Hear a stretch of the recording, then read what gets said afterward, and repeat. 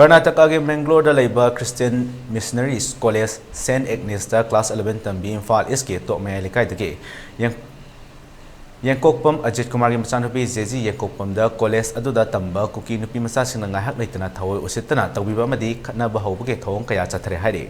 ngarang su nupi macha sida Kuki nupi macha singna khujina sikpiba makhut leithekpiba madi dustbin da mang pairaga namsen ge tawkhre haire Hiram की मतंग नुपी मसा की अपोप Ajit Kumar telephone वारी सानबद थौदोक अदु अचुंबनी हयेंमक नुपी मसा Mangalore चतुना मथौ ताब थबकसिंग तौरगनी थौदोकसिगी मतंगदा college अथॉरिटीना तुमिन्ना लैरिबसि करिगिनो हाइबो वाफम थंबग लोइना मचानुपीगी protection पीबा ngमोइदबो ओइरगदी मचानुपीसु कॉलेज असिदगी लौथोकनी फोंदोरकले अमरोमदा कॉलेज मैतेइदा मचानुपी मथंतनी अतैदी कुकी सिंगनी मखोइना ngahak leitana machanupida phuba cheiba tawbiba amadi khatnaba hauba masam chingbiba ngahak leitana tawbi hairi gi matung sum irang thropodagi sondagi kuki kangbuji July saidagi ko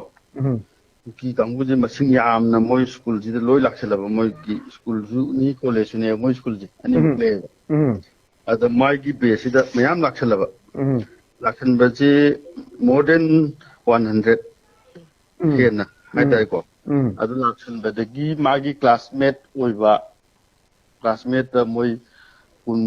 ni phum ko sumani hai mana hai Kuki sumani Kuki adu gi maratagi au khatra moi kuki acha jingina dum breakfast lobu orju lunch pu lobu orju natragana school chapu orju hek thengna bo pung khudingi karan dum to wai tare khakra कारण जी सुम तो बच्चे coupon का थाजलम अदगी मी तो संखा चिंग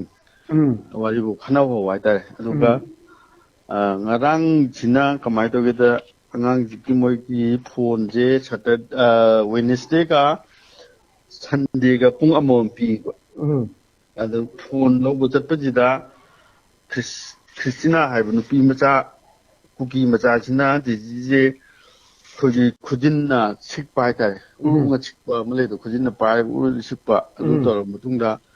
makhojang le thega dustbin namdang gi tawena hairakpa adagi adu haikpadagi di nungaita na cha thubi di kamai tawno khopno tawna pau gi phongna raga angang ji manak ta chatna na wa na haying gi ticket ka ebo ko amai to na angang na chalage Saturday da wai sanarni response ga Saturday wai sanam tungda Sunday Monday ani numit ini Sunday Monday Tuesday numit ini humni je kari action lo ke haidu yengani kari action lo ka da kari gumba action je lorom to ta gadi mana adum hai tare ma ki site gi ma ji lieutenant karne ne ba adu ma site gi army ju kha pusalaga police pusalaga adagi moi school do ada pau di Jumme di kuki masame aduna ai chan pi masin bu thibo ai diwali bu school halakpada slang language ka law duna ko pa dum tore chan pin dum tasan dana lakpa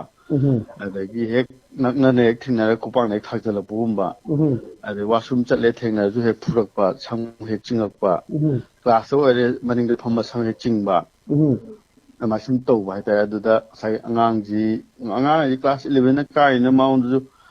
torture do tawbira nungai tredna da nungai tabase ma je akhoi su nungai roi na khanba gira ka do wari je lo la ka mana anangi wari drangi rak pai tai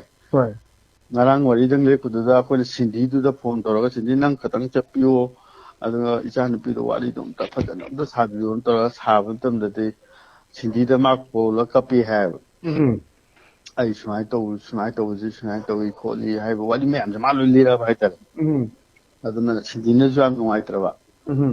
adaki adalai ba organization gi khoi Meetei gi leibo organization Bangalore gi Karnataka gi leibo mayam duna Mangalore haiba jaga jidi laik tam gi dang khwai phaw zone ni sida kai gum mam tat irang lei tam pham ni sida moi oina thongning bai ta aduna moi mayam duna ju hujiki school jida chakke permission pvu adu una ge FIR amta pan view do to view ga myam tawre na ko FIR pam do khoi mamodo jog chara kanda army gi side tagi adu police gi side police moi Bangalore gi SP du moi ga kanu oi ba ta classmate ora kwa Bangalore SP du ne